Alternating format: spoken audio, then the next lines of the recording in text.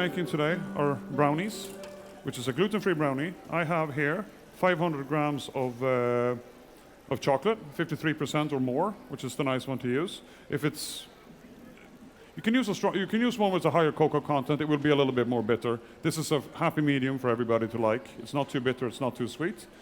Into this, Paul and I are gonna crack 7 eggs.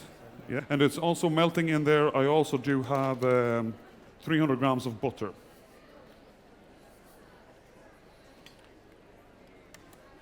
And measured up, I also have 425 grams of sugar. I have converted this recipe to what you have written from pounds, so I might be completely wrong. I know this one in imperial measurements and not in metric measurements. I'm sorry if I get it wrong to what it says. If it differs, the one it says in the recipes is right. Yeah? It's about 150 grams of rice flour, and it's about 425 grams of sugar, about 250 to 300 grams of toasted processed nuts. I've used almonds in this, but if you prefer hazelnuts or peanuts, walnuts, whatever you like, please do use them instead. And 3 teaspoons of gluten-free baking powder, and a pinch of salt, because salt will make the chocolate taste even better. I know there is such a thing that the chocolate can taste better. It always tastes good, but it can taste better. And the rice flour I have been using is this one brand. I am not going to say I'm not sponsored by them or anything. I'm just going to say I bought this in Dunn's. It's widely available, easy to find. I'm making a point of everything that I'm using here I know can be found in the major supermarkets. Maybe not Aldi Lidl, because their free from is not the best, but Tesco and Dunn's will have most of these things. And super value nowadays. Yeah, sorry, we'll have it as well. And in with the melted chocolate and butter, I'm just going to add all the dry ingredients into it.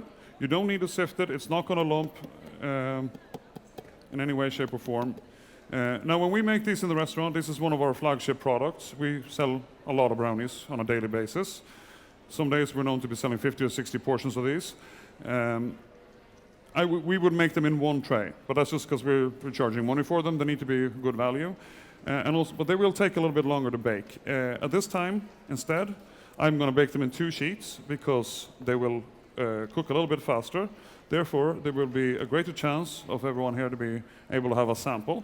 If they are not cool enough by the time I'm finished here, they're going to be over in the Cornucopia stand, which is around the corner to my left. If you haven't been there already, I'm asking you to please drop in at some point and say hello. And just to make sure that this is well incorporated, again, when it says do not overmix, it's so it doesn't develop gluten. There's no risk of this developing gluten because it is gluten-free. So now I'm just going to split this batter between the two. And also, another good reason of making two sheets is that therefore you'll have twice as many, and you can never have enough brownies. We all know that. In my family, these will disappear fast once they're made and they come out of the oven. They go as quick with cold milk for the children. They go very fast.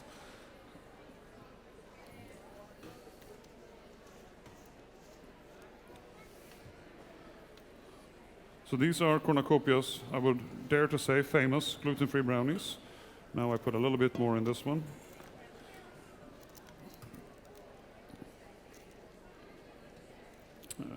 And then it's just to spread the batter evenly throughout the tray and put them into the oven at 180 degrees. They will take about 20 minutes as well. If you make them in one sheet, they will take longer, naturally. And everyone knows themselves how gooey they like their brownies. All brownies should have a bit of, should be fudgy in the center. But this way, I will ensure that the eggs are all cooked enough through so that there's no risks of salmonella and so on.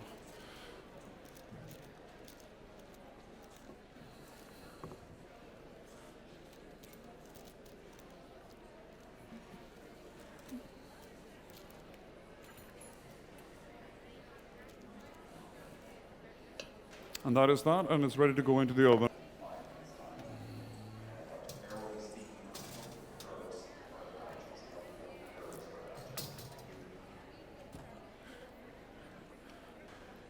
And with that, I'm going to have a look in on these brownies as well. And I know by looking at them that they're not quite ready. I can look at them and tell you that they're not ready. Of course, as with any other baked item like this, which doesn't work on bread, but it's to put a skewer in the center, and if it comes out clean, which it won't never will do on the brownies if they're cooked right, because they should be fudgy. But if you put a skewer into the center and it comes out clean, it's ready. Another trick is if you hold it, you touch it gently on the top, and if the cake bounces back like it has a spring in it, it's also going to be ready. It works with sponges and so on.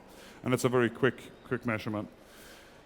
With these, with the brownies, for example, if you'd like to decorate them in any way, it's a very easy way. Is some melted white chocolate and just drizzle it with a spoon on the top.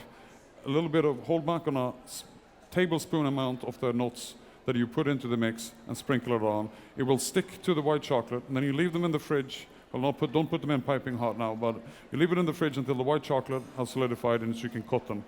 And it will look very nice on the top as well. Now, I do think that these brownies are they're ready as well.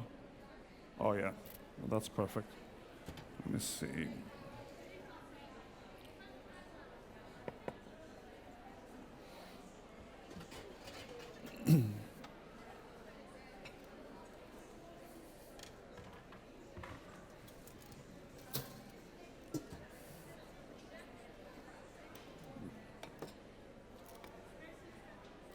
Now, these can be quite hard to handle, so there's one trick of doing this, is that I like to put the cutting board on top,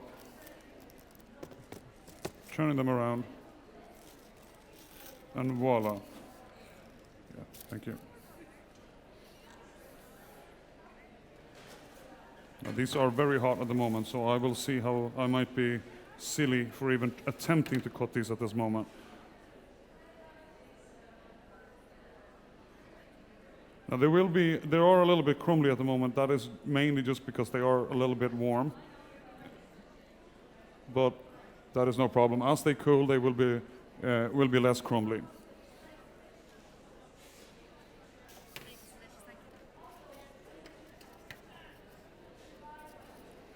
It's loads here anyway.